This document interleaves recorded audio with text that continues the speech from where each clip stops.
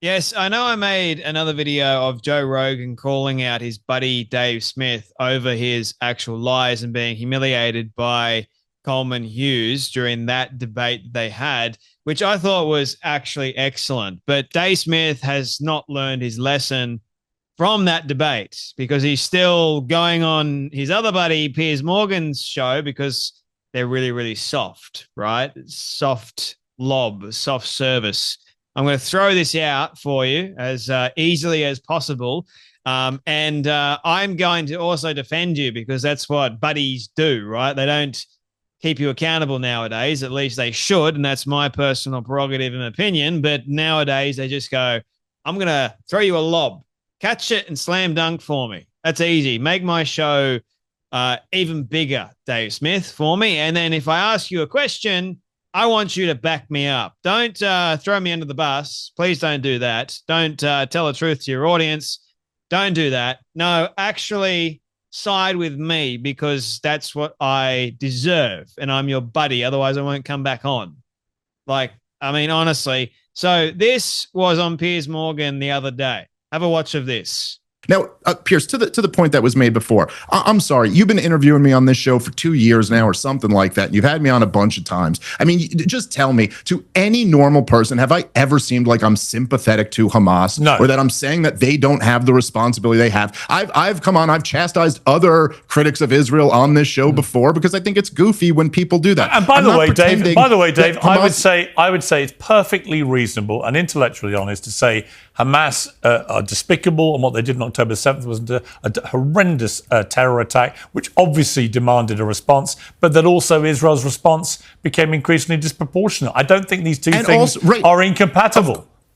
Of course they're not. And of course, also, it's worth looking at the fact, was Hamas ready to do this deal earlier and Israel was actually the impediment to it? Look, I'm not making excuses for Hamas. I'm not pretending they're children. I'm not denying them agency. In fact, as I've been saying for years, one of the things that I'm most furious at Netanyahu for was his strategy of propping up Hamas for years, specifically with the goal of thwarting a Palestinian state. And so, to sit here and then turn around and talk about how evil Hamas is and use them as the justification for why you are somehow allowed to just destroy a captive people that don't have a military of their own to defend themselves. It's just, look, I'll just say this.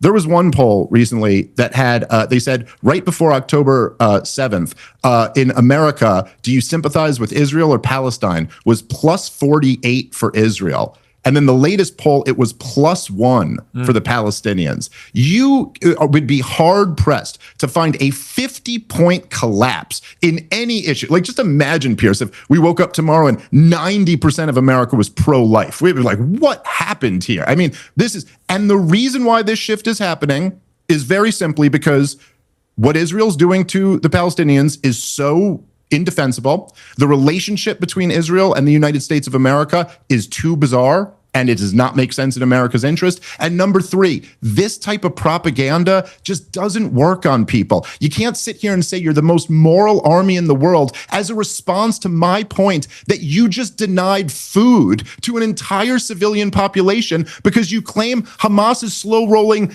dead remains. I'm not saying dead remains don't matter, but we're talking about real, alive babies, children, women who just went through this nightmare for 2 years, and you are denying denying the civilian population aid over a Hamas, something that maybe Hamas did, and you think you're the most moral army in the world? Look, on this, Doran, let me ask you a question first. Doran, you can respond. Doran, you can respond, but let me just say something here. To any normal person, have I ever seemed like a sympathetic person to Hamas? And Piers Morgan, before even Dave finished it, goes, no.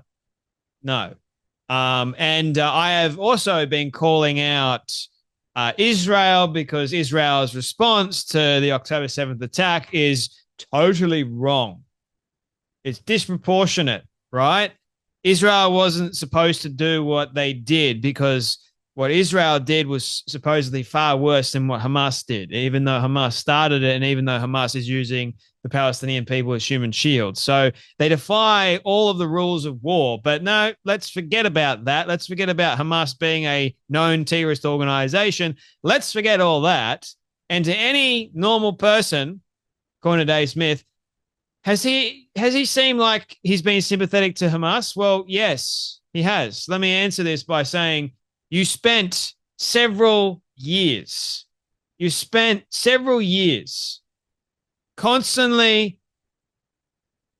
lying about Israel, constantly going after all of this anti-Israel nonsense.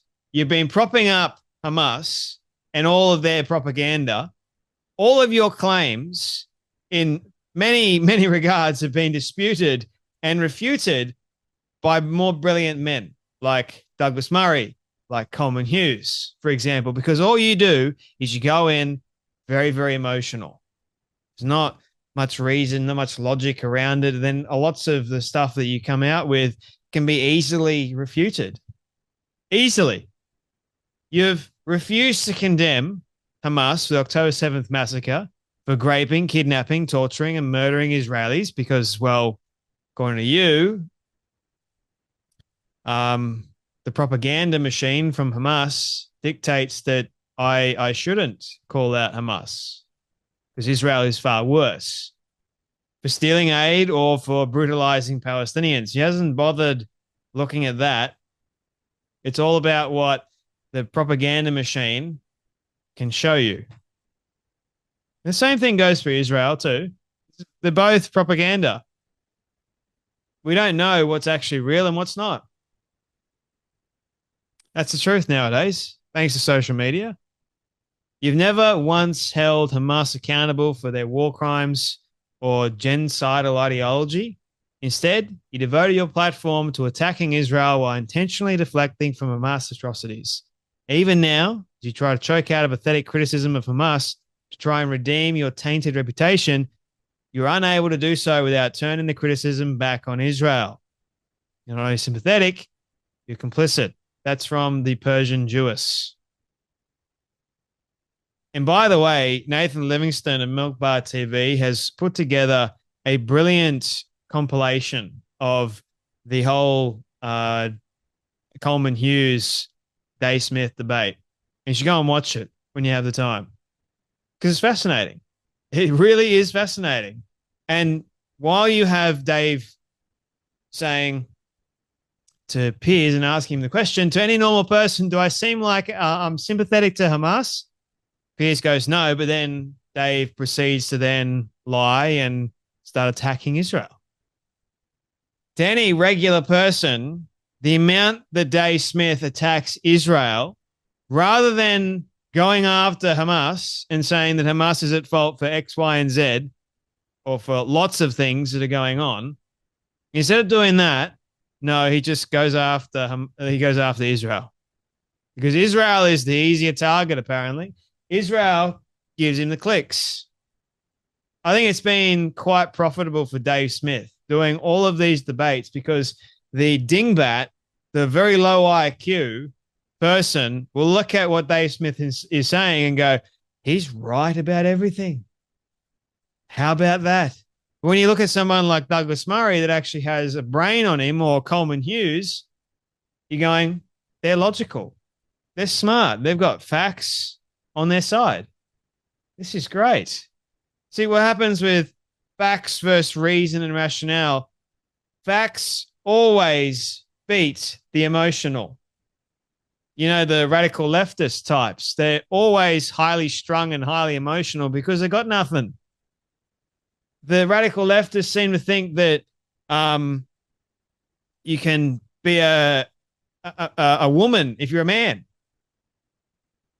A highly strung emotional thought. Oh, if you actually tell them the truth, how dare you? Same thing, same kind of ideological playbook. If they don't know the truth, they will just come after you and attack you, and that's all I've got anymore. Nothing. Absolutely nothing.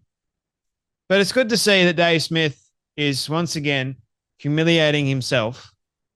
Like, I understand you have a freedom of speech to be able to say the things that you want to say. And stop me from calling you out and criticizing you and you actually humiliating yourself. Maybe you should think about it. Maybe you should have learned your lesson from Coleman Hughes. Maybe. I don't know. Maybe it's food for thought. I don't know. That's just what I would do. I would go back and listen to the debate that you had with Coleman Hughes. But, you know, the thing with pride is it gets in the way. You think that you know best, you really don't. And you try and make yourself look like you're the better one.